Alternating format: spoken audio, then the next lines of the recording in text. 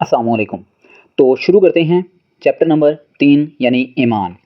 ख्वाहिश के हसूल का तसव्वुर और यकीन। दौलत की तरफ जो पहला कदम था वो हमने फर्स्ट वीडियो में पढ़ लिया था, सीख लिया था, समझ लिया था। अब हम चलते हैं दौलत की तरफ दूसरा कदम। अब यहाँ पर वो कहते हैं ईमान, यानी कि जो ईमान है ज़हन का सबसे बड़ा कीमियादान है। जब ईमान की सोच, यानी कि जब हम किसी चीज़ को अपने ज़हन में यकीनी तौर पर मान लेते हैं, उस पर यकीन कर लेते हैं, यकीन मुहक्कम कर लेते हैं कि वाक़ई ही मुझे यकीन है कि मैं कामयाबी की तरफ जा रहा हूँ और कामयाब हो सकूँगा, तभी वो कामयाबी की तरफ जाता है। इस चीज़ को कहते हैं, यानी इसकी हम नशोनुमा कैसे कर सकते हैं।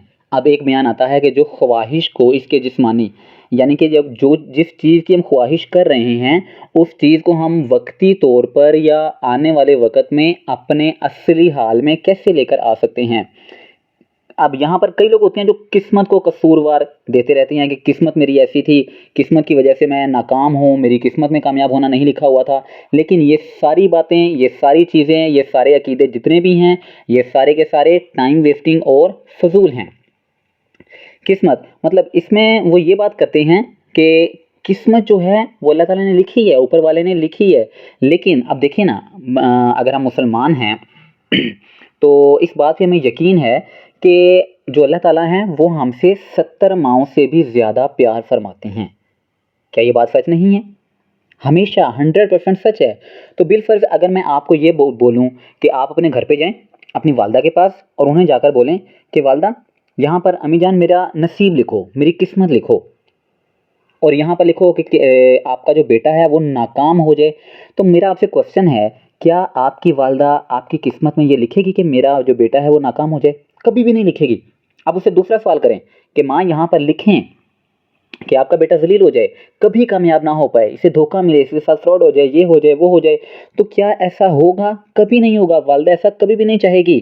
तो ज़रा सोच के देखिए ना, एक वालदा, एक माँ ऐसा नहीं लिखना चाह रही, तो रब तो हमसे 70 माओं से भी ज़्यादा प्यार फरमाता है। वो कैसे हमारे लिए बुरा लिखेगा? कभी भी नहीं लिखेगा। हाँ, वक़्ती तौर पे हमें एहसास होगा कि मेरे लिए ये बुरा हो गया है, लेकिन आने वाले वक़्त में हमें पता चलेगा कि ये बहुत ही अच्छा हुआ है। एक बात आपने ज़िंदगी में याद रखनी है कि अगर ऊपर वाले ने आपसे बेहतर लिया है ना, तो आपको वो बेहतरीन से नवाज़ेगा भी। तो बिल्कुल यही है कि किस्मत को कसूरवार नहीं मानना, कि किस्मत जो है वो आपके अपने हाथों में है। अब अगर किस्मत की बात कर ली जाए तो इंसान फिर छत पे जाकर यानी प्लाज़े के ऊपर चढ़ जाए और वहाँ से आँखें बंद करके छलांग लगा दे। अरे भाई साहब, किस्मत में हुआ तो बच जाएगा। नहीं, आँखें बंद करके सड़क क्रॉस कर ले, किस्मत में हुआ तो बच जाएगा। नहीं, ये बेवकूफ़ी की अलामत है। किस्मत जो है वो इंसान अपनी खुद बनाता है।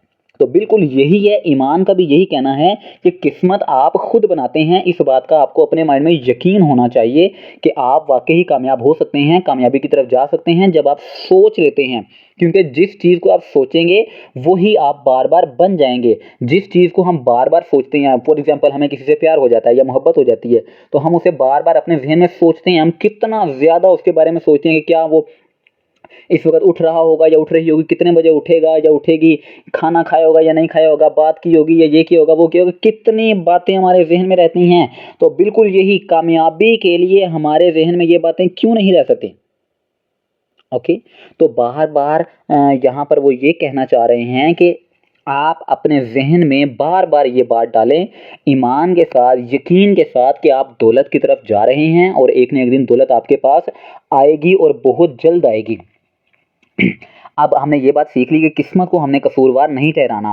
यानी गरीबी को, कि गरीबी ही मुझ तक आई है, मेरे पूरे ख़ानदान पे गरीबी है, हम बड़ा नहीं सोच सकते। नहीं, आप बड़ा सोच सकते हैं। बड़ा सोचेंगे नहीं तो बड़ा करेंगे कैसे? ओके। अब जिन लोगों के साथ हम रहते हैं ना, मतलब जिस तरह के लोगों के साथ हम रहेंगे हम भी वैसे ही बन जाएँगे। अब यहाँ पर वो यही कहते हैं कि मर्द कभी-कभी मुजरिम बन जाते हैं। नहीं, ऐसा नहीं है। वो मुजरिमों के साथ ज़्यादा अरसा वक़्त गुज़ारता है, अपने ज़हन में वो बार-बार वैसी चीज़ों को सोचेगा, तभी वो जुराइम की दुनिया में जाता है। ओके, अब वो यहाँ पर भी यही बातें समझाना चाह रहे हैं कि जो खुद एतमादी है, आपको अपने ऊपर एतमाद होना चाहिए। यानी अपने आपके ऊपर यकीन होना चाहिए कि आप वाक़ई ही कामयाबी की तरफ जा रहे हैं और कामयाबी आपका वेट कर रही है। ख़यालात और जज़्बात, अब देखें, खुद एतमादी का एक बहुत ही कमाल का फॉर्मूला है, वो फॉर्मूला मैं आपके साथ भी शेयर करने जा रहा हूँ। ऐसे हज़ारों लोग हैं जो कामयाब हुए हैं और उन्होंने भी इस फार्मूले पर अमल किया है। अब वो फार्मूला क्या है, उसमें कौन कौन से पॉइंट्स बताए गए हैं, कौन कौन सी बातें बताई गई हैं, वो भी मैं आपके साथ शेयर करूंगा ताकि आप भी उन पर अमल करके अपनी ज़िंदगी में कामयाबी हासिल कर सकें। अगर आपने लास्ट वीडियो देखी होगी तो उसमें मैंने आपको 6 पॉइंट्स बताए थे कि आपने अपने जो मकसद है उसे लिखना कैसे है, करना कैसे है। चलें अब हम स्टार्ट करते हैं कि वो फार्मूला क्या है। अच्छा, उसमें सबसे पहले यानी किसी भी बदकिस्मत माहौल के असरात को ख़त्म करने का अज़म करें। जितने मर्जी हालात ख़राब हो जाएं, आपके अज़म को कोई तोड़ ना सके और अपनी ज़िंदगी को अपने ऑर्डर के मुताबिक बनाएं।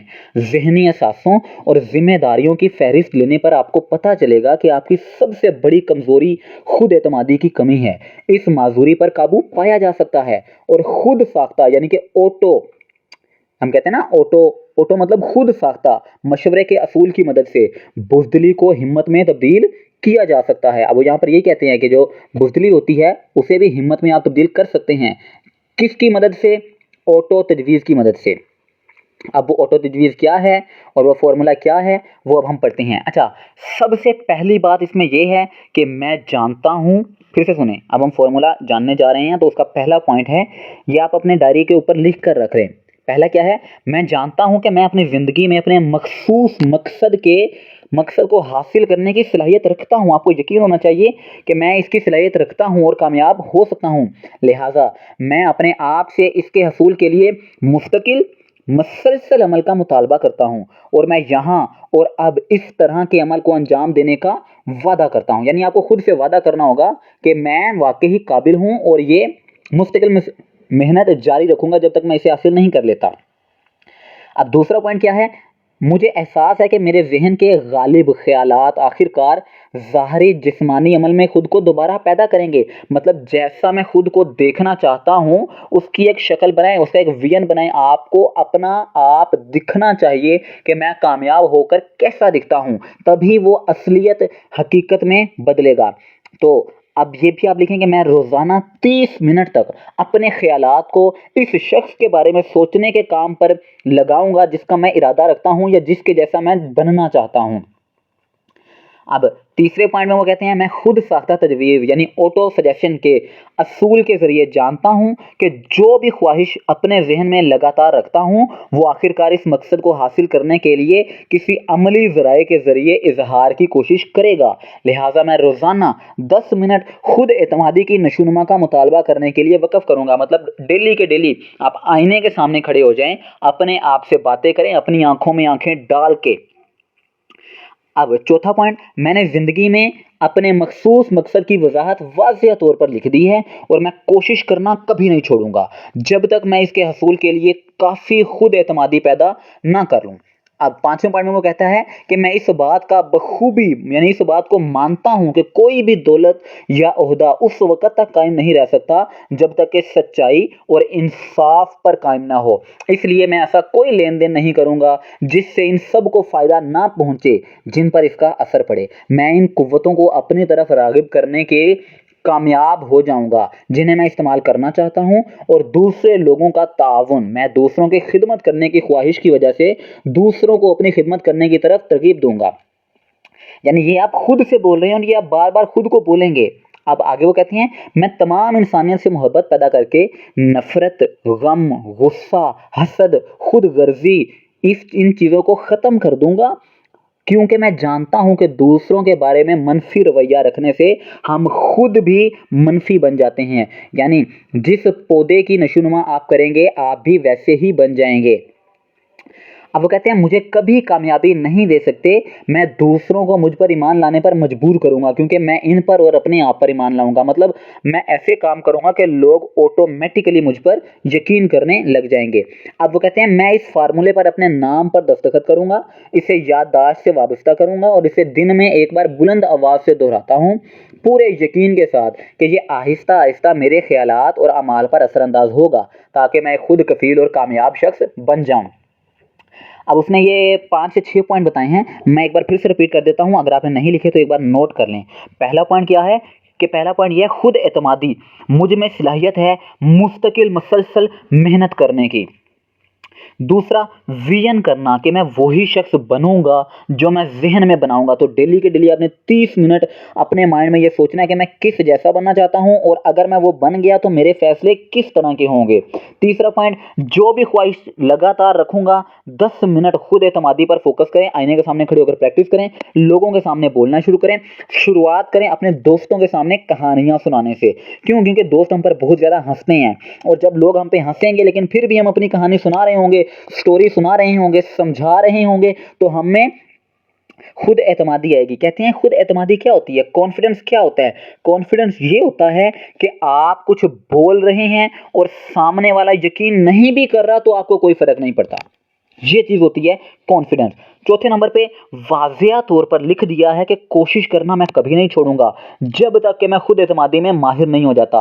पांचवा पॉइंट है सच्चाई और इंसाफ से लेन देन करूंगा। मैं ऐसा कोई लेन देन नहीं करूंगा जिससे किसी को नुकसान पहुंचे।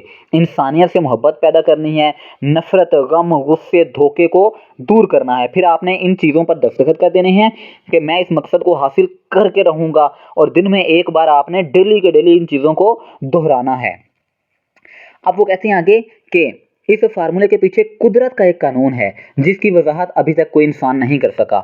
उसने हर उम्र के साइंसदानों को हैरान कर दिया। मतलब इस फार्मूले ने, माहिरीन नफ्सियात ने इस कानून को ऑटो तजवीज़ का नाम दिया है, इसे इसी पर छोड़ दिया। इस कानून को जिस नाम से पुकारा जाता है इसकी कोई अहमियत नहीं है। इसके बारे में अहम हकीकत ये है कि ये बनी नूं इंसान की अजमत और कामयाबी के लिए काम करता है। अगर इसे तामीरी तौर पर इस्तेमाल किया जाए तो ये आपको कामयाबी की तरफ ले जाएगा, लेकिन अगर दूसरी तरफ इसे तबाहकुन तरीके से इस्तेमाल किया जाए ना तो ये आसानी से तबाह भी हो जाएगा।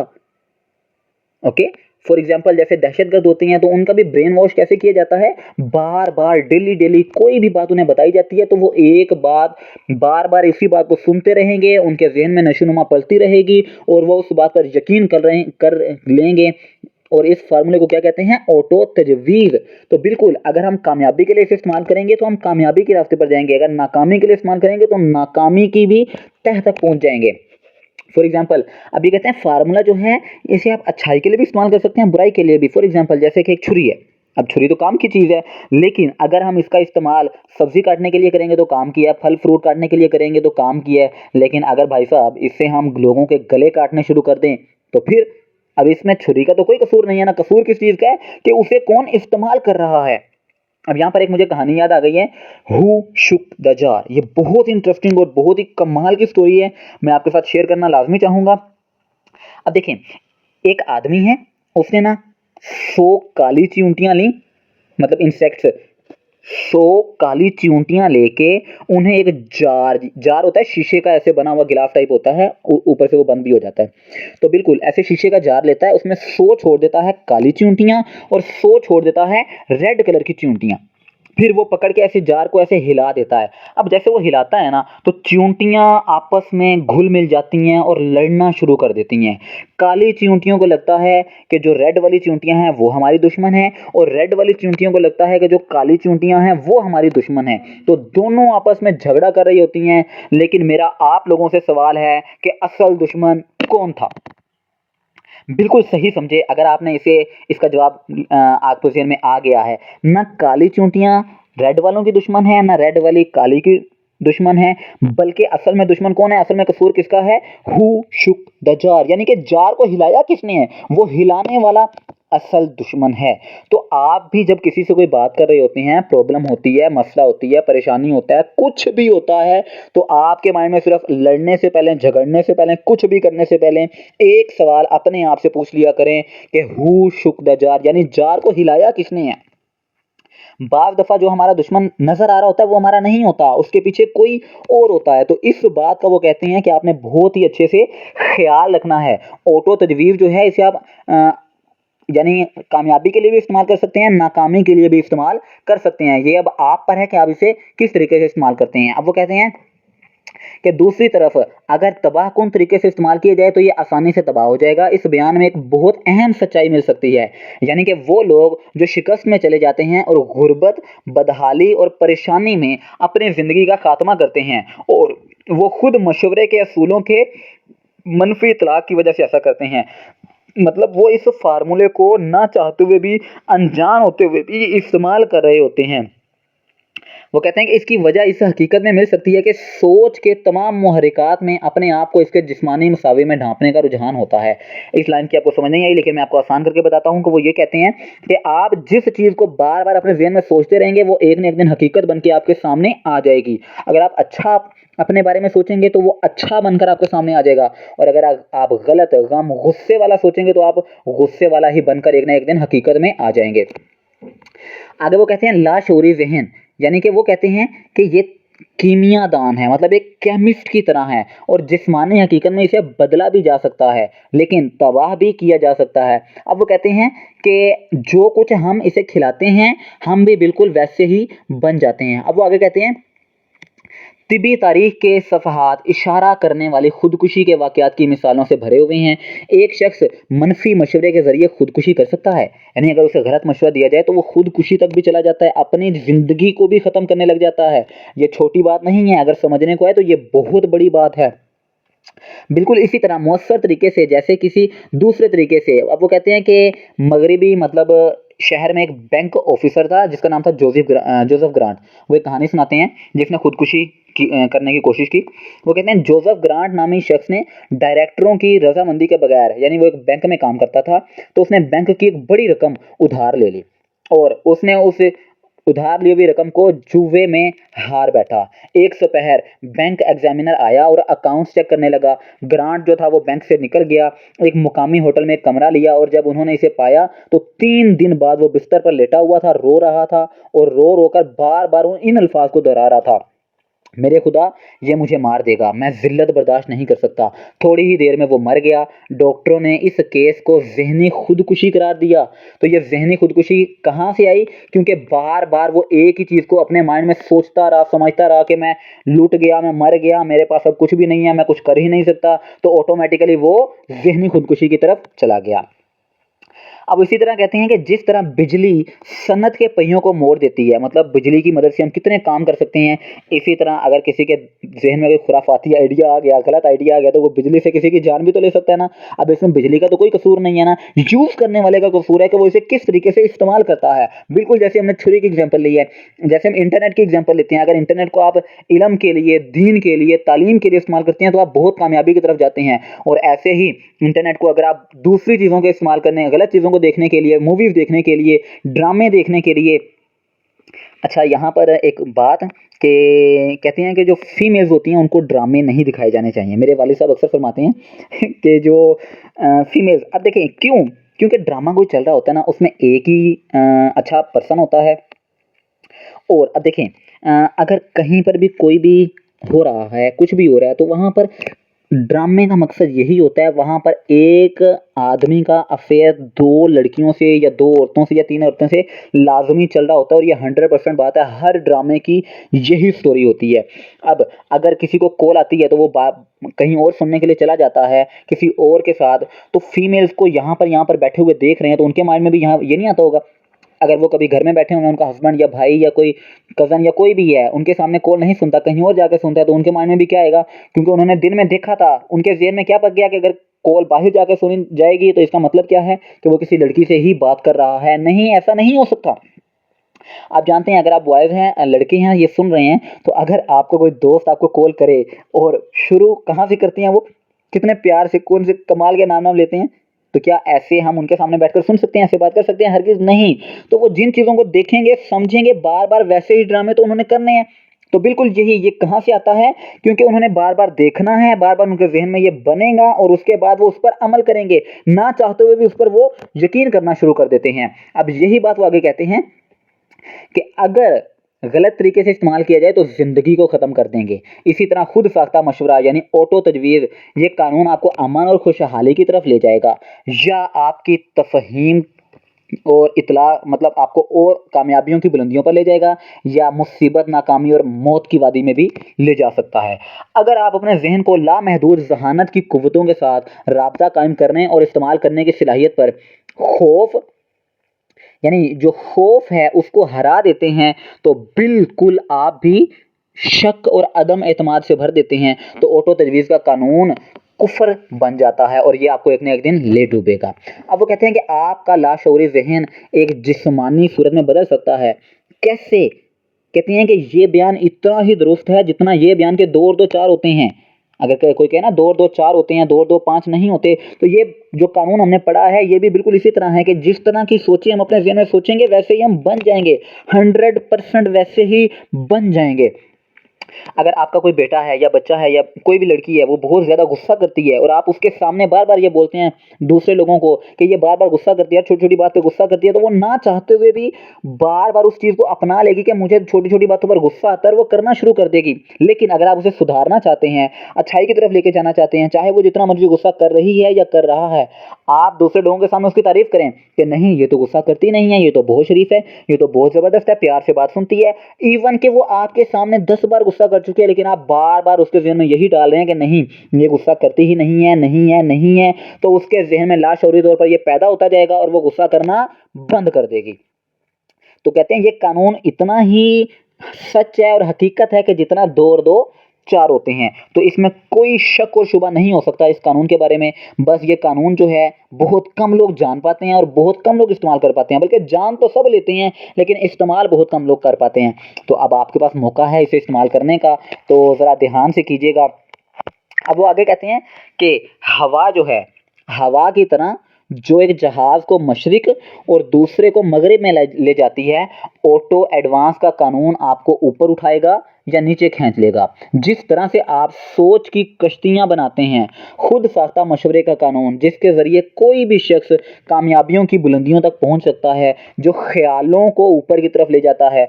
अब वो कहते हैं मंदरजा ज़ैल उसने नीचे कुछ लाइनें बताई हुई हैं एक बहुत बड़े शायर ने, तो इन लाइनों को आपने बड़े ध्यान से सुनना है और अपने अंदर जज़्ब करने की कोशिश करनी है।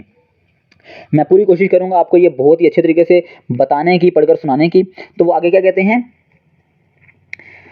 करते हैं स्टार्ट। वो कहते हैं, अगर आपको लगता है कि आपको पीटा गया है, तो आप हैं। अगर आपको लगता है कि आप हिम्मत नहीं करते हैं, तो आप नहीं करते हैं। अगर आप जीतना चाहते हैं, लेकिन आपको लगता है कि आप नहीं जीत सकते, तो ये तकरीबन यकीनी बात है कि आप कभी नहीं जीतेंगे। अगर आप सोचते हैं कि आप हार जाएंगे, तो आप खो गए हैं, क्योंकि हमें जो दुनिया मिलती है इससे बाहर कामयाबी एक साथी की मर्जी से शुरू होती है। ये सब ज़हनी हालत में है और वह साथी हमारी ज़हनी हालत है। अगर आपको लगता है कि आप पसमानदा हैं, गरीब हैं, नाकाम हैं, तो आप हैं। आपको ऊपर उठने के लिए ऊंचा सोचना होगा, इससे पहले कि आप कभी भी इनाम नहीं जीत सकें। आपको अपने आप पर यकीन होना बहुत ज़रूरी है। ज़िंदगी की लड़ाइयाँ हमेशा मज़बूत या तेज़ रफ्तार आदमी के पास नहीं जाती हैं, लेकिन जल्द या देर से जीतने वाला शख्स वो है जो सोचता है कि वो कर सकता है। अब इकबाल साहब जो हैं वो भी यहाँ पर एक बहुत कमाल का शेर कहते हैं। शायर मशरिक़ अल्लामा इकबाल पाकिस्तान के बहुत बड़े शायर हैं, बल्कि पूरे हिंदुस्तान में वो बहुत बड़े शायर थे। तो वो क्या कहते हैं? वो कहते हैं कि मैं उस शख्स को जिंदों में कैसे शुमार करूं, मैं उस शख्स को जिंदों में कैसे शुमार करूं जो ख्वाब देखता ही नहीं और सोचता भी नहीं। मतलब जो आदमी सोचता नहीं है और ख्वाब नहीं देखता, इकबाल साहब की नज़रों में वो जिंदा ही नहीं है। तो आप खुद सोच लें कि सोचना और ख्वाब देखना कितना ज़रूरी है हमारी लाइफ के लिए, हमारी ज़िंदगी के लिए।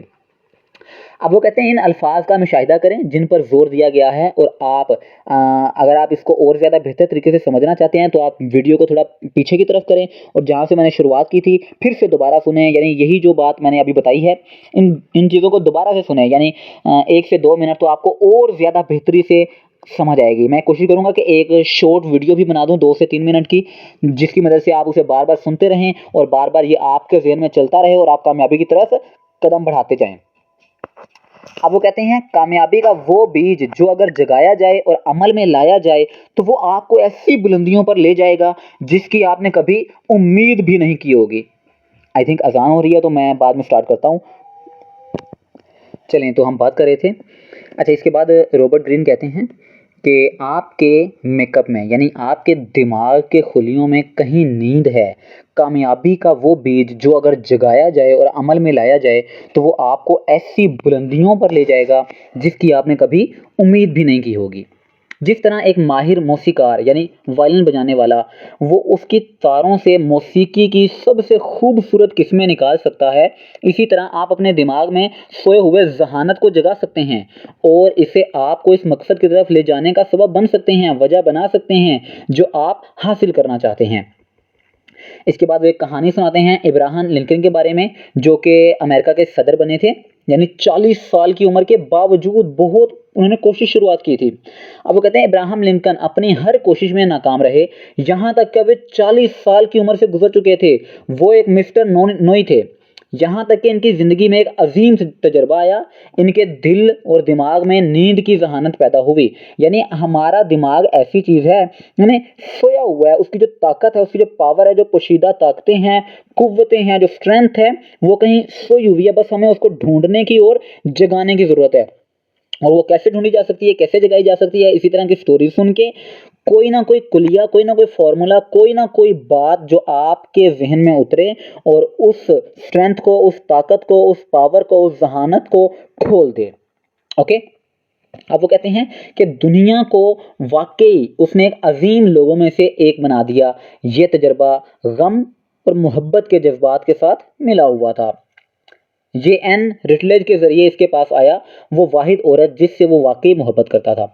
ये एक मारूफ हकीकत है, ये सच में एक हकीकत ही है कि मोहब्बत का जज्बा ज़हनी हालत से बहुत करीब है और बहुत उससे मिलता जुलता भी है, जिसे ईमान कहा जाता है। और यही वजह है कि मोहब्बत किसी के ख़यालात के जज्बात को उसके रूहानी यानी कि उसको उसकी नज़रों के सामने ही बना देते हैं। कहते हैं ना, जो मोहब्बत जिसके साथ हमें मोहब्बत हो जाती है उसकी तो चवल आदतें भी, मतलब बुरी आदतें भी अदाएँ लगती हैं। ओके। यानी हम उनके बारे में कभी कोई बात सुन ही नहीं सकते, कभी कोई बात बुरी सुन ही नहीं सकते, चाहे वो जितने मर्जी बुरे हों। लेकिन क्यों? क्योंकि वो हम उनसे प्यार करते हैं, मोहब्बत करते हैं, इसीलिए हम नहीं सुन सकते। तो बिल्कुल इसी तरह वो कहते हैं अपनी तहकीक के दौरान मुसन्नफ़ ने सैकड़ों मर्दों की ज़िंदगी और कारनामों के तजज़िये से दरियाफ्त किया कि इनमें से तकरीबन हर एक पर एक औरत की मोहब्बत का असर था। मोहब्बत का जज्बा इंसानी दिल और दिमाग में मकनातीसी कशिश के साथ मिलता जुलता रहता है, जिसकी वजह से ये पैदा होता है और हमें एक बहुत ही कमाल के दर्जे तक ले जाता है। आगे वो कहते हैं अगर आप ईमान की ताकत का सबूत चाहते हैं तो इन मर्दों और औरतों की कामयाबियों का मुतालिया करें जिन्होंने इसे इस्तेमाल किया। इस फहरिस्त में बहुत सारे लोगों का नाम आता है। फिर वो और काफ़ी ज़्यादा लोगों के नाम लेते हैं और बताते हैं कि कुछ भी हो जाए, जब आपको अपने आप पर यकीन होता है कि मैं ये सब कुछ कर सकता हूँ, बहुत आगे बढ़ सकता हूँ, तो आप बढ़ जाते हैं।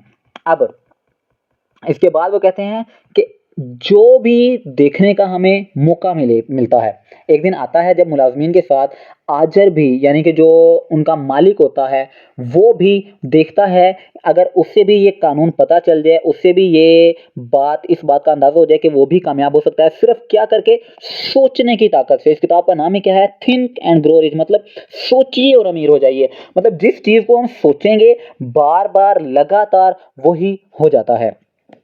फिर वो कहते हैं कि यकीनन तहज़ीब ने बहुत से लोगों को बहुत सारी चीज़ें सिखाई हैं। आप बिल्कुल, हम भी इसी तरीके से बहुत सारी चीज़ें सीखेंगे। कहते हैं कारोबार एक इस्लाह के लिए है, इसके बारे में कोई गलती ना करें। ताकत और खौफ के मुआशी मिजाज पर मुबनी माजी के तरीकों की जगह ईमान और ताउन के बेहतर असूल ले लेंगे। मजदूरी करने वाले मर्दों को योमिया यानी एक दिन की उजरत से ज़्यादा मिलेगा, वो कारोबार से मुनाफा हासिल करेंगे। बिल्कुल इसी तरह जो कारोबार के लिए सरमाए की फराहमी करते हैं, लेकिन सबसे पहले इन्हें अपने काम करने वाले आजरों को ज़्यादा देना चाहिए और इस झगड़े को रोकना चाहिए। फिर वो कहते हैं अवाम की कीमत पर ताकत के ज़रिए सौदेबाजी, इन्हें मुनाफे का हक हासिल करना चाहिए। इसके अलावा, और ये सबसे अहम चीज़ है, इनकी क़यादत ऐसे रहनुमा करेंगे जो असूलों को समझेंगे और इन पर अमल करेंगे। मतलब इस सारी बातें कहने का मतलब ये है कि जो इन असूलों पर लगातार अमल करता है वो कामयाबी की तरफ चला जाता है। अब कुछ लोग होते हैं जो कहते हैं कि मुझे दिन के पैसे ही चाहिए, मुझे आज ही मैंने काम किया और आज ही चाहिए। कुछ लोग होते हैं, हम कहते हैं लगातार मेहनत करते रहते हैं और फिर एक दिन जब उनका एक सिस्टम बन जाता है, नेटवर्क बन जाता है, असासा बन जाता है, तब वो कहते हैं, तब वो बैठ कर सुकून से खा रहे होते हैं। अब सिंपल एक बात ये है कि हमें दिन की तरफ नहीं जाना चाहिए। क्यों? हमें अपने कोई ना कोई सिस्टम बनाना चाहिए, एफर्ट बनाने चाहिए, नेटवर्क बनाना चाहिए, यानी एक हद तक हम मेहनत करें और मेहनत करने के बाद हम सुकून से बैठकर खाएं। ओके, अब ये आगे वो कहते हैं मशीन का ये शानदार दौर जिसमें हम रहते हैं और जिससे हम अभी उभर रहे हैं, इसने रूह को इंसानों से निकाल दिया है। यानी आजकल हर काम के लिए मशीन की ज़रूरत, जो भी काम हो मशीन कर देती है। तो बिल्कुल वो यही कहती हैं कि इसने रूह को इंसानों से निकाल दिया है। इसके लीडरों ने आदमियों को इस तरह चलाया है जैसे वो ठंडी मशीनरी के टुकड़े हों।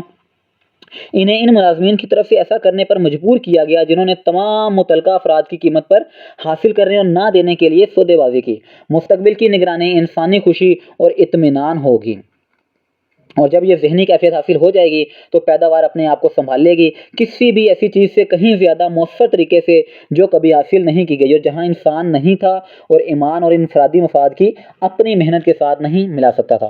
कारोबार और सनत को चलाने में ईमान और तामुन की ज़रूरत की वजह से एक ऐसे वाक़ये का तज्ज़िया करना दिलचस्प और मुनाफा बख्श दोनों होगा जो इस तरीक़ेकार की उम्दा तक़सीम फराहम करता है जिसके ज़रिए सनतकार और कारोबारी अफराद बड़ी दौलत जमा करते हैं, हासिल करने की कोशिश करने से पहले देते हैं। अब वो आगे एक और कहानी बयान करते हैं, यानी इस मिसाल के लिए मुंतखब करदा वाक़या 1900 का है जब रियासत हाय मुत्तहदा यानी स्टील कारपोरेशन तश्कील दी जा रही थी। मतलब जो स्टील की सबसे बड़ी कारपोरेशन है वो बन रही थी। कहते हैं जब आप कहानी पढ़ते हैं तो इन बुनियादी हकाइक को जहन में रखें और आप समझ जाएंगे कि आइडियाज़ को किस तरह बड़ी किस्मतों में तब्दील किया गया है।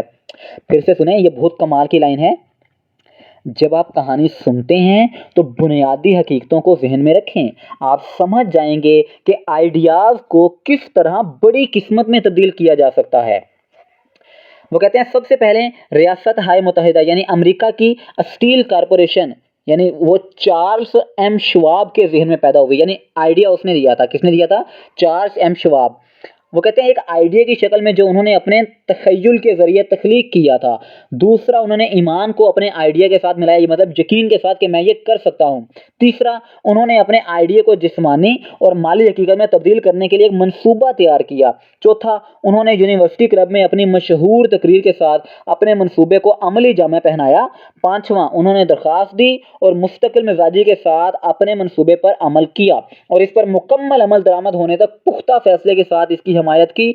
छठा, उन्होंने कामयाबी की ख्वाहिश के जरिए कामयाबी का रास्ता तैयार किया। तो ये बिल्कुल वही 6 पॉइंट हैं जो आप पीछे हमने पढ़े थे। मैं कोशिश करूंगा ये 6 पॉइंट फिर से अलग से वीडियो बनाकर भी आपको सेंड कर दूं, तो काइंडली उसे भी नेक्स्ट टाइम चेक कर लीजिएगा। विद इन अ वीक यानी एक हफ्ते के अंदर अंदर वो भी आपके पास पहुंच जाएगी। आगे वो कहते हैं अगर आप उन लोगों में से हैं जो अक्सर सोचते हैं कि कितनी बड़ी दौलत जमा होती है, तो रियासत हाय मुत्तहिदा स्टील कारपोरेशन की तख्लीक की ये कहानी रोशन होगी। अगर आपको कोई शक है कि मर्द सोच सकते हैं और अमीर हो सकते हैं, तो इस कहानी को, इस शक को दूर करना चाहिए, क्योंकि आप इस कहानी में वाज़िया तौर पर देख सकते हैं। अब आगे कहते हैं, यानी कहानी सुनाते हुए कि रियासत हाय मुत्तहिदा स्टील इस किताब में बयान करता 13 असूलों के एक बड़े हिस्से का इतलाक। अब आगे वो कहते हैं आईडीईए की ताकत की ये हैरत अंगेज वजाहत न्यूयॉर्क वर्ल्ड टेलीग्राम में जॉन लोवेल ने ड्रामाई अंदाज में बताई थी, जिनकी मेहरबानी से इसे यहाँ दोबारा शाया किया गया है। यानी ये एक कहानी बयान कर रहे हैं और वो कहानी का उन्वान क्या है, यानी $1 अरब के लिए डिनर के बाद एक खूबसूरत तकरीर। अब वो कहते हैं जब 12 दिसंबर 1900 की शाम को मुल्क की तकरीबन 80 माली अशराफिया 5th एवेन्यू पर वाक़ यूनिवर्सिटी क्लब की ज़ियाफ़त हाल में मगरिब से बाहर ताल्लुक़ रखने वाले एक नौजवान को खराज तहसीन पेश करने के लिए जमा हुए, तो आधे दर्जन मेहमानों को इस बात का एहसास नहीं हुआ था कि वो अमरीकी सनती तारीख़ का सबसे अहम वाक़या देखेंगे। मतलब ये पूरी बात, ये जो पीछे मैंने लाइन पढ़ी है, इसका मतलब ये है कि 1900 में 80% जो अमेरिका के रहने वाले अमीर तबके के लोग थे, 80% लोग वहाँ पर मौजूद थे। एक आदमी बाहर से कोई यूनिवर्सिटी से जीत कर आया था, उसे खराज तहसीन पेश करने के लिए, मतलब उसे मुबारकबाद देने के लिए जमा हुए थे। तो कहते हैं उनमें से सब लोगों को ये पता ही नहीं था कि वो कितना बड़ी तारीख का हिस्सा बनने जा रहे हैं। आगे वो कहते हैं जे एडवर्ड सिमंस, यानी ये कुछ बड़े लोगों के नाम हैं जो वहाँ पर बहुत ही ज़्यादा अमीर थे। तो आपने नामों से नहीं घबराना, कहानी पे फोकस करना है कि क्या बात हुई, किसने की, किन लोगों ने उसकी मुखालफत की, लेकिन वो अपनी बात पर कैसे डटा रहा, किस तरीके से उसने मनाया, क्या उसने सूरत हाल पेश की, इस बातों को अपने माइंड में रखना है और हमें भी सोचना है। और सोचने की ताकत से हमारे जहन में जो स्ट्रेंथ है, जो ताकत है, जो पावर है, जो कुव्वत है, उसको जगाना है। तो स्टार्ट करते हैं। कहते हैं जे एडवर्ड सिमंस और चार्ल्स स्टीवर्ट स्मिथ, जिनके दिल पिट्सबर्ग के हालिया दौरे के दौरान चार्ल्स एम शवाब की तरफ से दी जाने वाली शानदार मेहमान नवाजी के लिए शुक्रगुजार हैं। अब वो कहते हैं कि इनमें से कई लोग एक दूसरे के काफ़ी शुक्रगुजार हैं। 38 साल स्टील मैन को ईस्टर्न बैंकिंग सोसाइटी से मुतारिफ कराने के लिए इशाइया का इस्तेमाल किया था। मतलब इशाइया यानी खाने पीने पर बुलाया गया था। यानी बहुत से लोग थे, बहुत ज़्यादा अमीर थे, 80% अमेरिका के अमीर ताजर वहाँ पर मौजूद थे, यानी खाने के लिए मौजूद थे। लेकिन इन्हें तवक्को नहीं थी कि वो कन्वेंशन में भगदड़ मचाएंगे। उन्होंने दर हकीकत इन्हें खबरदार भी किया कि न्यूयॉर्क की भरी हुई कमीज़ों के अंदर मौजूद सीने तकरीर का जवाब नहीं देंगे। और अगर वो स्टैलिन्स और हैम्परन्स और वेंडरबिल्ट्स को बर्दाश्त नहीं करना चाहते हैं तो बेहतर है कि वो अपने आप को 15 या 20 मिनट तक शाइस्ता बुखारात तक महदूद रखें और इसे इस पर छोड़ दें। मतलब वो यही कहना चाह रहे हैं कि आप लोगों ने वहाँ पर जाकर ज़्यादा गपशप नहीं करनी, सिर्फ 15 से 20 मिनट बात सुन लेनी है, हर बात का हाँ में जवाब देना है, तो हमें अपना काम हो जाएगा और हम खाना खाकर बाहर चले जाएंगे। मतलब वहाँ पर जो अमीर लोग थे उनकी सोच ये थी। अब वो कहते हैं यहाँ तक कि जॉन पियरपोंट मॉर्गन, जो शवाब के दाएं हाथ पर बैठे हुए थे, जैसा कि उनका शाही वकार यानी कि बहुत बड़े बड़े लोग भी वहाँ पर बैठे हुए थे, यानी बहुत ही कमाल के लोग। इसलिए दोनों मेज़बानों और इनके मुअज़्ज़ज़ मेहमानों ने मामूल के साथ 7 या 8 खाने खाए, बहुत कम बातचीत हुई और इसमें जो कुछ भी था इस पर काबू पा लिया गया। मतलब सारी बातें समझ ली गई। कुछ बैंकरों और ब्रोकर ने शवाब से मुलाकात की थी, जिनका कैरियर मोनोनगेला के किनारे फैला फूला हुआ था, यानी काफ़ी अच्छे लोग थे। तो कई लोगों ने आकर ये भी कहा कि हमें आपसे इन्वेस्टमेंट चाहिए, हम यहाँ पर कारोबार करते हैं, यानी बात यहाँ तक ख़त्म हो गई। लेकिन टर्निंग पॉइंट यहाँ पर आता है कि शाम ख़त्म होने से पहले ही वो और उनके साथ मनी मास्टर मॉर्गन अपने पैरों से बह जाने वाले थे, यानी चले जाने के लिए तैयार ही थे कि $1 अरब का बच्चा यूनाइटेड स्टेट्स स्टील कॉरपोरेशन पैदा होना था। ये शायद बदकिस्मती की बात है कि चार्ली श्वाब की यानी खाने की तकरीर का कोई रिकॉर्ड नहीं बनाया गया। लेकिन कहते हैं कि ये जो बातें हुई थी उसका कोई रिकॉर्ड नहीं बनाया गया, लेकिन उसके कुछ हिस्से यहाँ पर मौजूद हैं। ये बात हम क्यों कर रहे हैं? क्योंकि ये $1 अरब की कारपोरेशन इस बात से बदल गई थी। कहते हैं बाद में शिकागो के बैंकरों के इसी तरह के इजलास के दौरान और फिर बाद में जब हुकूमत ने स्टील ट्रस्ट को ख़त्म करने का मुकदमा किया तो उन्होंने गवाहों के मौक़िफ़ से इन रिमार्क्स के बारे में अपना अपना बयान दिया। मतलब ये जो बात हुई थी यहाँ पर सबसे अलग-अलग पूछा गया, जिसने मॉर्गन को माली सरगर्मियों के जुनून में मुब्तला कर दिया। ताहम ये मुमकिन है कि ये एक घरेलू तकरीर थी, मतलब एक बंद कमरे के अंदर ही थी, जो किसी हद तक गैर ग्रामी थी, क्योंकि ज़ुबान की खूबियों ने शवाब को कभी परेशान नहीं किया था। एपिग्राम से भरा हुआ और जहानत से भरा हुआ वो था, लेकिन इसके अलावा उसने 5 अरब रुपए के सरमाए पर एक ज़बरदस्त ताकत और असर डाला, जिसकी नुमाइंदगी खाने वालों ने की थी। ये ख़त्म होने के बाद और इज्तिमा अभी भी अपने शहर में था, अगरचे शवाब ने 90 मिनट तक बात की थी। कितने मिनट? 90 मिनट। हालांकि उनका प्लान क्या था, 10 से 15 मिनट बैठेंगे, बातचीत करेंगे और चले जाएंगे, लेकिन उसने आकर ऐसा आइडिया दिया, ऐसी बात कही कि 90 मिनट तक सब चुपचाप सुनते रहे। ये खत्म होने के बाद और इज्तिमा भी खत्म होने के करीब ही था जब उन्होंने ऊंची और तकलीफ दे नशिस्त से यानी कुर्सी से अपनी टांगें लटकाते हुए 1 घंटा मजीद और बात की। शवाब शख्सियत का जादू पूरी कुव्वत के साथ चल रहा था, लेकिन जो चीज़ ज़्यादा अहम और देर पा थी वो स्टील की तरक्की के लिए उन्होंने मुकम्मल वाज़िया प्रोग्राम मुकर्रर किया था। बहुत से दूसरे मर्दों ने मॉर्गन को बिस्किट, तार और हूप, चीनी, रबड़, विस्की, तेल या च्युइंगम के यानी काफ़ी लोगों ने और भी आइडियाज़ दिए, लेकिन उसने किसी की बात पर गौर नहीं किया। उसने स्टील ट्रस्ट को उसी में दिलचस्पी लेने की कोशिश की। जुआरी जॉन डब्ल्यू गेट्स यानी काफ़ी वहाँ पर जुआ खेलने वाले भी लोग थे, लेकिन मॉर्गन ने किसी पर भी एतबार नहीं किया। मॉर्गन यानी बहुत ज़्यादा और भी लोग थे, सब उसे मना कर रहे थे कि इस काम में ना जाए, कारपोरेशन में ना जाए, लेकिन उसने किसी की बात पर गौर नहीं किया। अब वो आगे कहते हैं, जब तक शवाब की फसाहत ने जेपी मॉर्गन को ऐसी बुलंदियों पर नहीं पहुंचाया जहां से वो अब तक सबसे जुर्रतमंदाना मालियाती मंसूबे के ठोस नताइज का तस्वुर कर सकते थे। इस मंसूबे को आसान पैसे के टूटने का ख्वाब समझा जाता था। अच्छा, वो कहते हैं कि ये जो शवाब ने ये बातें की, किस तौर पर बातें की, ये जो 6 पॉइंट्स उसने बनाए हुए थे टोटल, उसी के मुताबिक उसने वो सारी बातें की। पहला उसने क्या किया, उसने ये बात अपने अंदर मान ली कि उसमें सलाहियत है कि वो बड़े से बड़े बिजनेसमैन से भी बात कर सकता है और मुस्तकिल मसलसल मेहनत के साथ कर सकता है। वो विजन करता रहा था कि मैं बार बार वहाँ पर जाकर बैठूंगा और करूंगा। 30 मिनट तक वो डेली प्रैक्टिस किया करता था। जो भी ख्वाहिश वो लगातार करता था। 10 मिनट खुद एतमादी के लिए बात किया करता था। फिर वो वजाहत को अपने ऊपर लिख लिया करता था। कोशिश करना कभी नहीं छोड़ता था। सच्चाई और इंसाफ के साथ लेन देन करता था। इंसानियत से मोहब्बत पैदा करने की कोशिश करता था। तो यही बात थी, यही 6 पॉइंट्स है जिस पर उसने अमल किया और जेपी मॉर्गन जैसे इतने बड़े बिजनेसमैन को भी उसने अपनी बातों में ले लिया, यानी कि उसे उसका फायदा गिनवाया ताकि वो कारपोरेशन स्टील मिल की तरफ आ सके। अब वो कहते हैं एक नस्ल कबल हजारों छोटी और बाज़ औक़ात गैर मौसर तरीके से मुनज़्ज़म कंपनियों को बड़े और मुसाफ़ती ग्रोहों की तरफ राग़िब करने के लिए शुरू होने वाली मालियाती मकनातीसियत इस खुश मिजाज कारोबारी कज़ाक जॉन डब्ल्यू गेट्स की डिवाइसेस के ज़रिए स्टील की दुनिया में आ गई। गेट्स ने पहले ही छोटी छोटी परेशानियों के सिलसिले से American steel and wire company तश्कील दी थी, यानी वायर कंपनी और अमेरिकन स्टील बनाई थी और मॉर्गन के साथ मिलकर फेडरल स्टील कंपनी बनाई थी। नेशनल ट्यूब और यानी बहुत सारी कंपनियां भी बनाई थी, लेकिन श्वाब का क्या कहना था कि वो बनी बनाई स्टील मिल की जो कंपनी है उसे ही खरीद ले। अब वो कहते हैं लेकिन एंड्रयू कार्नेगी के बड़े अमूदी ट्रस्ट के साथ एक ट्रस्ट जिसकी मलकियत और इंतजाम 53 शराकतदारों के पास था, वो दूसरे मिजाज के मालिक थे। अब वो कहते हैं कि हो सकता है वो अपने दिल की तस्कीन के साथ यकजा हो जाएं, मतलब अपने आप को मानने के लिए इकट्ठे हो जाएं, लेकिन इनमें से बहुत से कार्नेगी की तंजीम को नुकसान नहीं पहुंचा सकते थे और मॉर्गन ये जानता था। मतलब एंड्रयू कार्नेगी एक बहुत बड़ा स्टील मिल कारपोरेशन का बनाने वाला था, लेकिन उस श्वाब ने क्या कहा कि हम साथ में मिलकर steel mill corporation Andrew Carnegie से खरीद लेते हैं, लेकिन मॉर्गन ये नहीं जानता था कि वो उसे खरीद पाएगा या नहीं, हालांकि वो बहुत ही बड़ा बिजनेसमैन था।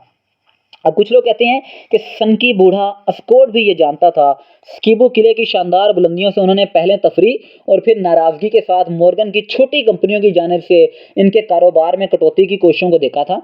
जब ये कोशिशें बहुत जुर्रतमंदाना हो गईं तो कार्नेगी का गुस्सा और इंतकाम में बदल गया। उन्होंने अपने हरीफों की मलकियत वाली हर मिल की नकल करने का फैसला किया। मतलब जो कंपनियां उन्होंने बनाई थी वही कंपनियां उसी जैसी उसी प्रोडक्ट बनाने वाली कंपनियां बनाने की उसने सोची, वो गुस्सा निकालने के लिए।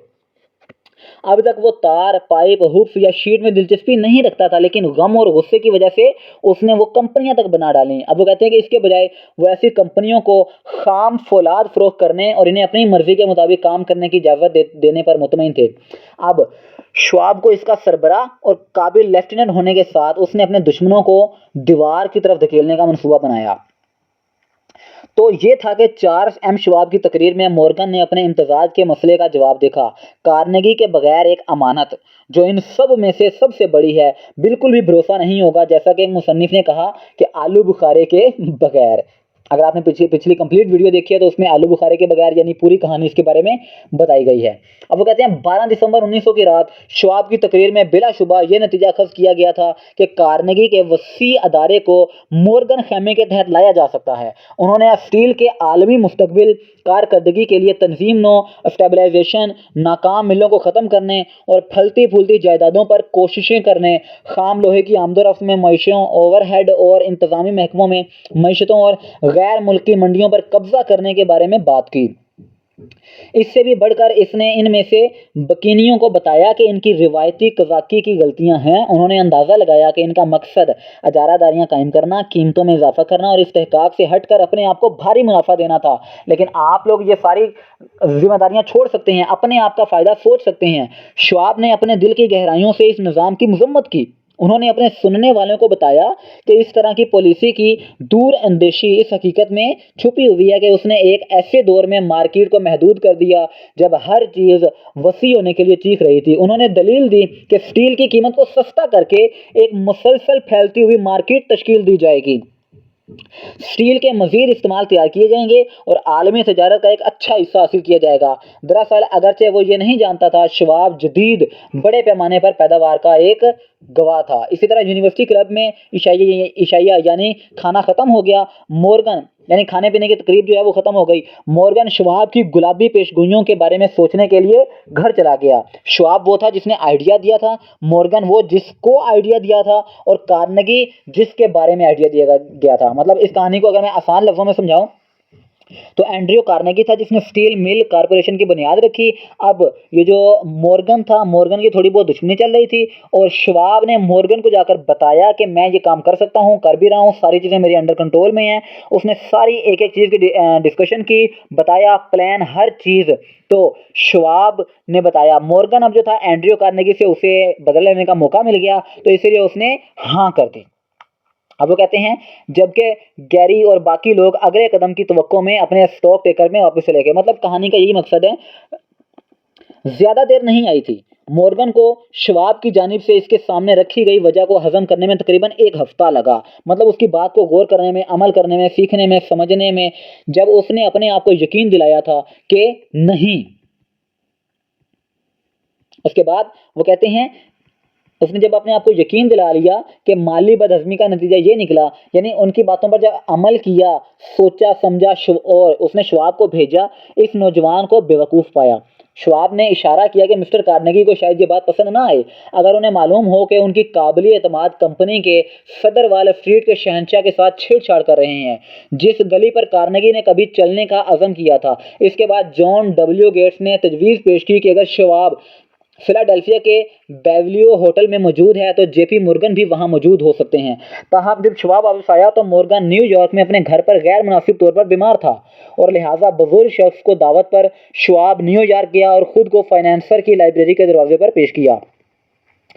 अब कुछ मुआशी मौरखीन ने इस यकीन का इजहार किया है कि ड्रामे के आगाज से इख्तिताम तक स्टेज एंड्रयू कार्नेगी ने तरतीब दिया था कि श्वाब को इशाया मशहूर तकरीर श्वाब और मनी किंग के माबैन इतवार की रात की कॉन्फ्रेंस कैनी स्कॉट की तरफ से मुनक्कद की जाने वाली तकरीबात थीं। हकीकत इसके बिल्कुल बरक्स है। जब श्वाब को इस मुआहदे को पूरा करने के लिए बुलाया गया तो इसे यह भी मालूम नहीं था कि छोटा बॉस जैसा कि एंड्रयू को बुलाया गया था फरोख्त करने की पेशकश को इतना ज़्यादा सुनेगा। ख़ास तौर पर इन लोगों का एक ग्रुप जिनके बारे में एंड्रयू समझता था कि इन्हें पाकीज़गी से कम कुछ दिया गया है। लेकिन श्वाब ने इस कॉन्फ्रेंस में अपने साथ अपनी हैंड राइटिंग में तांबे की प्लेट की 6 चादरें खींची, जो इनके जहन में हर स्टील कंपनी की जिस्मानी कदर और मुमकिन कमाने की सलाहियत की नुमाइंदगी करती थी, जिसे वो नई धाती फर्म में एक लाजमी सितारा समझते थे। 4 आदमी सारी रात इन अदाद शुमार पर गौर करते रहे। सबसे बड़ा यकीनन मॉर्गन था, जो पैसे की खानदानी हक पर अपने ईमान पर साबित कदम था। इनके साथ इनके इशराफिया के साथी रॉबर्ट हैकन थे, जो एक आलम और शरीफ आदमी थे। तीसरा जॉन था डब्ल्यू गेट्स, जिनको मॉर्गन ने एक जवारी के तौर पर नापसंद किया और एक आले के तौर पर इस्तेमाल किया। चौथा श्वाब था, जो स्टील बनाने और फरोख्त करने के अमल के बारे में इस वक्त रहने वाले मर्दों के किसी भी सिस्टम को जानने की कोशिश करते रहते थे। अब वो आगे कहते हैं कि एक कंपनी इतनी कीमती है तो इसकी कीमत इतनी ज़्यादा है और इससे ज़्यादा नहीं। वो इस बात पर भी इसरार कर रहे थे कि इस मजमू में सिर्फ इन खदशात को शामिल किया जाए जिनको उन्होंने नामजद किया था। उन्होंने एक ऐसी कारपोरेशन का तस्वुर किया था जिसमें कोई नकल नहीं होगी, यहाँ तक कि दोस्तों के लालच को पूरा करने के लिए भी नहीं, जो अपनी कंपनियों को वसी मॉर्गन कंधों पर उतारना चाहते थे। इस तरह उन्होंने डिज़ाइन के लिहाज से बहुत से बड़े खदशात को छोड़ दिया जिन पर वॉल स्ट्रीट के वॉलरस और कारपेंटरों ने भूखी आंखें डाल रखी थी। जब सुबह हुई तो मॉर्गन ने उठकर अपनी पीठ सीधी कर ली। सिर्फ एक सवाल बाकी रह गया, क्या आपको लगता है कि आप एंड्रयू कार्नेगी को फरोख्त करने पर राजी कर सकते हैं? उसने पूछा। मैं कोशिश करता हूं, श्वाब ने कहा। मॉर्गन ने कहा, अगर आप इसे फरोख्त कर सकते हैं तो मैं इस मामले को संभाल लूंगा। अभी तक बहुत अच्छा है, लेकिन क्या कार्नेगी फरोख्त हो जाएगा? वो कितना मुतालबा करेगा? श्वाब ने 32,000 करोड़ के बारे में सोचा। वो किस चीज 32,000 करोड़ डॉलर वो किस चीज में अदायगी करेगा? आम या पसंदीदा स्टॉक, बॉन्ड्स, नकद? कोई भी 1 अरब डॉलर का 1/3 नकद जमा नहीं कर सका। उन्होंने कहा कि जनवरी में सेनेट में सर्दी से भरी हुई हीथ पर गोल्फ का खेल खेला गया था। एंड्रयू वेस्ट चेस्टर में राब्ते में रहते हैं, जहां एंड्रयू सर्दी के खिलाफ स्वेटर में बंधे हुए चार्ली हमेशा की तरह अपने हौसले बुलंद रखने के लिए जोरों शोर से बात कर रहा था। मतलब ये कहते हैं कि गोल्फ खेलते हुए दोबारा इनकी मुलाकात हुई। लेकिन इस वक्त तक कारोबार का कोई लफ्ज़ नहीं, जब तक कि ये जुड़ा कार्नेगी कॉटेज की आरामदाह जगह पर नहीं पहुंच गया। फिर इसी हौसले के साथ, जिस जोशो खरोश के साथ यूनिवर्सिटी क्लब में 80 करोड़पति अफराद को हिप्नोटाइज किया गया था, श्वाब ने इस बूढ़े शख्स की समाजी ख्वाहिशात को पूरा करने के लिए लाखों अफराद की रिटायरमेंट के शानदार वादों को आराम से पेश किया। कार्नेगी ने हथियार डाल दिए, कागज़ की एक पर्ची पर एक तस्वीर लिखी, यानी एक रकम लिखी, इसे श्वाब के हवाले किया और कहा, ठीक है, हम इसके लिए फरोख्त करेंगे।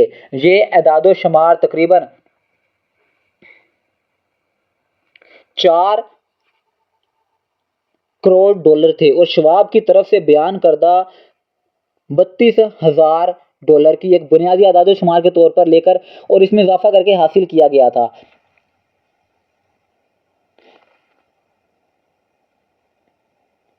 8 करोड़ डॉलर पिछले 2 सालों में बढ़ती हुई सरमाए की कीमत की नुमाइंदगी करने के लिए। बाद में ट्रांस अटलांटिक लाइन्स के डेक पर स्कॉटिश मैन ने अफसोस के साथ कहा, मॉर्गन, काश मैंने आपसे मजीद करोड़ों डॉलर मांगे होते। मॉर्गन ने खुशी से कहा, अगर आपने ये मांगा होता तो आपको मिल जाता। मतलब इस कहानी को समझने का मौका यही है कि जब आपको यकीन होता है खुद पे, आपने बार बार प्रैक्टिस की होती है, आपने मुस्तकिल मिजाजी के साथ लगे रहते हैं, हर एक को मनाते हैं, हर एक के सवालों का जवाब देते हैं ईमानदारी के साथ और पूरे कॉन्फिडेंस के साथ, तब आप कोई भी सिचुएशन को काबू कर सकते हैं। अब कहते हैं यकीनन एक हंगामा हुआ था। एक बरतानवी नामा नगार ने बताया कि गैर मुल्की स्टील की दुनिया इस अजीम इम्तजाज से हैरान है। पील यूनिवर्सिटी से ताल्लुक़ रखने वाले सदर हेडली ने ऐलान किया कि अगर ट्रस्टों को रेगुलेट नहीं किया गया तो मुल्क अगले 25 सालों में वाशिंगटन में एक शहंशाह की तवक्को कर सकता है। लेकिन स्टॉक में हेरा फेरी करने वाले कैन ने नए स्टॉक को आवाम तक पहुंचाने के अपने काम को इतनी तेज़ी से आगे बढ़ाया कि तमाम इजाफी पानी, जिसका तखमीना तकरीबन 6 करोड़ डॉलर लगाया गया था, चमक में जज़ब हो गया। इस तरह कार्नेगी के पास लाखों डॉलर थे और मॉर्गन सिंडिकेट के पास इसकी तमाम परेशानियों के लिए 62 करोड़ डॉलर थे और गेट से लेकर गैरी तक तमाम लड़कों के पास लाखों, करोड़ों, अरबों डॉलर बन गए थे।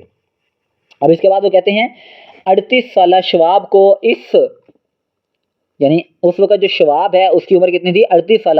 श्वाब को इसका इनाम मिला, इन्हें नई कारपोरेशन का सदर बनाया गया और वो 1930 तक कंट्रोल करता रहा। आगे वो कहते हैं बिग बिजनेस की ड्रामाई कहानी जो आपने अभी मुकम्मल की है, इस किताब में शामिल की गई थी, क्योंकि ये इस तरीक़ेकार की बेहतरीन मिसाल है जिसके ज़रिए ख्वाहिश को इसके जिस्मानी मसावी में मुंतकिल किया जा सकता है। आगे वो कहते हैं मुझे लगता है कि कुछ कारेइन यानी सुनने वाले इस बयान पर सवाल उठाएंगे कि महज गैर मामूली ख्वाहिश को इसके जिस्मानी मसावी में तब्दील किया जा सकता है। बेशक कुछ लोग कहेंगे आप किसी भी चीज़ को किसी चीज़ में तब्दील कर सकते हैं, लेकिन ये जो कहानी है मुत्तहिदा स्टील की कहानी में है, ये अजीम शान तंजीम एक आदमी के जहन में बनाई गई थी। यानी जहन, सबसे पहले वो यही कहते हैं कि कोई भी आइडिया होता है, कोई भी प्लान होता है, कोई भी बात होती है, सबसे पहले इंसान के अपने जहन में बनती है। जब वो अपने, अब फॉर एग्जाम्पल अगर मैं आपसे सवाल करूँ तो मुझे बताएं सबसे पहले जो मीनार पाकिस्तान है वो कहाँ पर बना था? ऑब्वियसली आप लोग कहेंगे लाहौर में बना था। अगर मैं आपसे पूछूं ताजमहल कहाँ बना था तो आप लोग कहेंगे इंडिया में यानी आगरा में बना था। अगर मैं पूछूं कि शालामार बाग कहाँ बना था तो आप यही कहेंगे लाहौर में बना था, पाकिस्तान में बना था। बादशाही मस्जिद लाहौर में। लेकिन ऐसा नहीं है।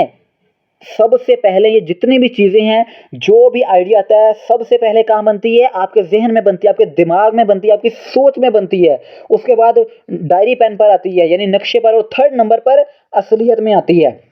तो बिल्कुल वो यहाँ पर यही कहना चाह रहे हैं कि सबसे पहले आपके आइडियाज़ आपके जहन में आए, आपकी सोच में आए, उसके बाद आप उसे नक्शे पर उतारें, नक्शे पर उतारेंगे तभी तो वो असलियत में आ पाएंगे। इस बात की आई थिंक आपको अब अच्छे तरीके से समझ आ गई होगी। अब वो कहते हैं कि ये अजीम शान तंजीम एक आदमी के जहन में बनाई गई थी जिस मंसूबे के तहत उसने इतनी बड़ी स्टील मिल्स को आसानी के साथ फ़रोख्त करने पर मजबूर कर दिया था। यानी उसका तख़य्युल था, उसका विज़न था कि वो ऐसा कर सकता है, उसे अपने आप पर यकीन था हद से ज़्यादा कि वो इस बात पर अमल करके दूसरे लोगों को भी मना सकता है। अब कहते हैं सिर्फ लेन देन से जिसने इन्हें एक इंतज़ाम के तहत मुत्तहिद किया था। दूसरे लफ्ज़ों में चार्ल्स एम श्वाब का आइडिया और जिस ईमान के साथ उन्होंने इसे जेपी मॉर्गन और दीगर लोगों के जहनों तक पहुँचाया, इसे तकरीबन 6 करोड़ डॉलर के मुनाफे के लिए फ़रोख्त किया गया। किसी एक आइडिया के लिए ये मामूली रकम नहीं है।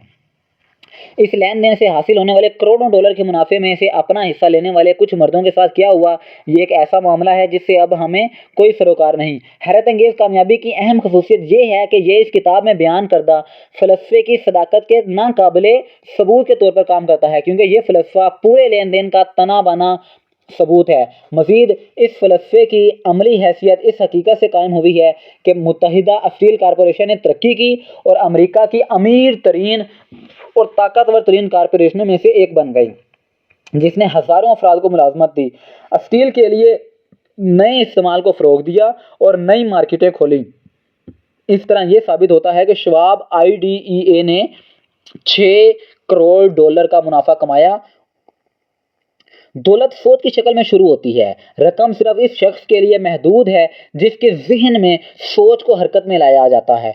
ईमान हदूद को दूर करता है। जब आप होते हैं तो ये याद रखें कि ज़िंदगी के साथ सौदेबाजी करने के लिए तैयार हैं जो आप इस रास्ते से गुजरने की कीमत के तौर पर मांगते हैं। वो ये कहते हैं कि जो सोच आपके जहन में आती है उसे एक्शन में भी लाएं, उसे अमल में भी लाएं। फॉर एग्जाम्पल, अगर मैं आपसे आसान लफ्ज़ों में आपको एग्जाम्पल दूँ तो कई बार स्कूल में ऐसा होता था कि उस्ताद वहाँ पर सामने खड़े हैं, उन्होंने कोई सवाल किया है तो कई लोगों ने जवाब के लिए हाथ खड़ा किया, लेकिन हमने हाथ खड़ा नहीं किया, इवन कि हमें जवाब आता भी है। अब किसी और बच्चे ने खड़े होकर जवाब दिया और हमने दिल में ये कहा कि लो, इससे अच्छा तो मुझे जवाब आता था, लेकिन उसके बावजूद उस लड़के के लिए सर ने तालियां भी बजवाई। आप अपने माइंड में क्या सोच रहे हैं कि यार ऐदे नाल चंगा ते मैनू आंदा सी, यानी इससे अच्छा तो मुझे आता था, तो फिर खड़े क्यों नहीं हुए, एक्शन क्यों नहीं किया, अमल क्यों नहीं किया, जवाब क्यों नहीं दिया। यही बात है कि सोचें हज़ारों लोगों के जहन में आती हैं, आइडियाज़ हज़ारों लोगों के जहन में आते हैं, लेकिन जो अमल करने वाले होते हैं वो बहुत कम होते हैं, और जो अमल कर जाते हैं वही कामयाबी की तरफ जाते हैं। तो अगर कोई सोच, कोई आइडिया, कोई बात, कोई स्ट्रेंथ, कोई कुव्वत, कोई पावर आपके जहन में आती है तो उसे अमल में लेके आए। दूसरे लोगों की परवाह ना करें। परवाह करेंगे तो किसी ने भी आपको खाना नहीं खिलाना, किसी ने भी आपके घर में खाना लेकर नहीं देना। आपको अपना खाना खुद बनाना है, खुद कमाना है और खुद ही आगे बढ़ना है। अपनी फैमिली को, अपने कुंबे को, अपने ख़ानदान को खुद पालना है। तो लोगों की क्या फिक्र करनी है। तो बिल्कुल आपके माइंड में यही चलना चाहिए कि जब आप अपने लिए सब कुछ कर रहे हैं तो दूसरे लोग मजाक उड़ाएं, कुछ भी बोलें, आपको सरोकार सिर्फ अपने मकसद से होना चाहिए। बहरे बन जाएं तब तक जब तक आप अपनी कामयाबी हासिल नहीं कर लेते। अब आगे कहते हैं एंड्रयू कार्नेगी कि जब तक उन्होंने अपने मशवरा यानी आइडियाज़ को जन्म नहीं दिया, इसके बाद वो जल्द ही इक़्तिदार, शोहरत और दौलत के मुकाम पर पहुंच गया था। जहन की कोई हदूद नहीं है सिवाय इनके जिनको हम तस्लीम करते हैं। मतलब जहन की कई हदें हैं ही नहीं। गुर्बत और दौलत दोनों सोच की औलाद हैं।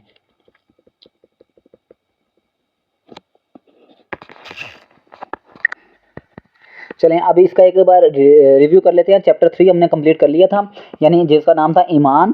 इसका मकसद क्या था। ख्वाहिश के हसूल का तसव्वुर था। दौलत की तरफ हमारा दूसरा कदम था, यानी जहन को यकीन दिलाने के बारे में था। किस्मत को कसूरवार नहीं मानने के बारे में था, यानी मुजरिमाना हैसियत इख्तियार जो करते हैं। सोहबत जो होती है वो बहुत ही ज़्यादा मैटर करती है। जैसे लोगों के साथ आप रहेंगे वैसे ही आप बन जाएंगे। अगर आप कामयाब लोगों के साथ रह रहे हैं तो आप भी कामयाबी की तरफ जाएंगे, नाकाम लोगों के साथ रह रहे हैं तो नाकामी की तरफ जाएंगे। गालियां देने वाले लोगों के साथ रहेंगे तो आप भी एक दिन गालियां देने वाले बन जाएंगे। तारीफ करने वाले लोगों के साथ रहेंगे तो आप भी एक दिन तारीफ करने वाले बन जाएंगे। तो मतलब आपको आई थिंक बात ये समझ आ गई होगी कि जैसी संगत होगी वैसे ही हम बनना शुरू कर देते हैं। आगे वो कहते हैं कि ख्यालात और जज्बात, यानी जिस तरह के ख्यालात हम अपने माइंड में रखेंगे, जिस तरह के जज्बात हम अपने माइंड में रखेंगे, वैसे ही हम बनते जाएंगे। उसके बाद खुद एतमादी का एक फार्मूला बताया था, और वो फार्मूला मैं एक बार फिर से चौथी बार यहाँ पर बोल देता हूँ कि पहली चीज़ आपको खुद पे यकीन होना चाहिए कि मुझ में सलाहियत है, मुस्तकिल मुसलसल मेहनत की सलाहियत है, अपने जहन में सोचना है। सेकंड नंबर पे विजन करना है कि मैं वही शख्स बनूंगा। जहन में 30 मिनट तक ऐसी सोच बनाएं कि मैं कैसा बनना चाहता हूँ डेली के डेली। तीसरा पॉइंट, जो भी ख्वाहिश लगातार रखूंगा वो मैं बन जाऊंगा। 10 मिनट तक आईने के सामने खड़े होकर प्रैक्टिस करनी है, अपनी आंखों में आंखें डाल के। दोस्तों के सामने बैठकर कोई ना कोई बात करनी है, कोई ना कोई कहानी सुनानी है। इवन कि वो आपकी खिलाफ वर्जी भी करें, आपसे डिफरेंट तरह के सवाल भी करें, गलत सवाल भी करें, जिस तरह की मर्जी, लेकिन आप पूरे तहम्मुल से, ईमानदारी से जब उनको जवाब देना शुरू कर देंगे तो आप कामयाबी के रास्ते पर चलना शुरू कर देंगे। अब अगर यहाँ पर मैं आपको अपनी पर्सनल एक एग्जांपल सुनाऊं तो आज से तकरीबन 6 महीने पहले की बात है। हम लोग गए क्रिकेट खेलने के लिए। ये मैं पर्सनल अपनी गुलाम हुसैन अपनी आपको एग्जांपल सुना रहा हूँ। यानी हम क्रिकेट खेलने गए, तो वहाँ पर जब हम खेल रहे थे तो मैं कीपरिंग कर रहा था, मतलब मैं कीपर पीछे खड़ा हुआ था। अब सामने वाले ने बॉल करवाई तो वो आगे बढ़ के खेला, तो पीछे से स्टंप कर दिया। लेकिन वहाँ पर आपको पता है, अगर गली मोहल्ले में या मैदान में खेल रहे हो, वहाँ पर कैमरा वगैरह तो नहीं लगे होते ना, तो मैंने उसे आउट कर दिया। अब वहाँ पर उसने कहा कि वो लाइन के अंदर था, और मैं क्या बोल रहा था कि लाइन के आप बाहर थे। इस बात पे हमारी अच्छी खासी बहस छिड़ गई। अब उन्होंने कहा कि बॉल ड्रॉ कर लेते हैं, लेकिन मेरी टीम वाले जितने भी थे अल्हम्दुलिल्लाह उनका मुझ पर यकीन था कि ये गुलाम हुसैन कभी भी झूठ नहीं बोलता, अगर इसने बोला आउट हो गया तो हो गया। उन्होंने मैच वहीं पर रोक दिया कि इसको आउट मानना है, ये पर्सन कभी भी झूठ नहीं बोलता।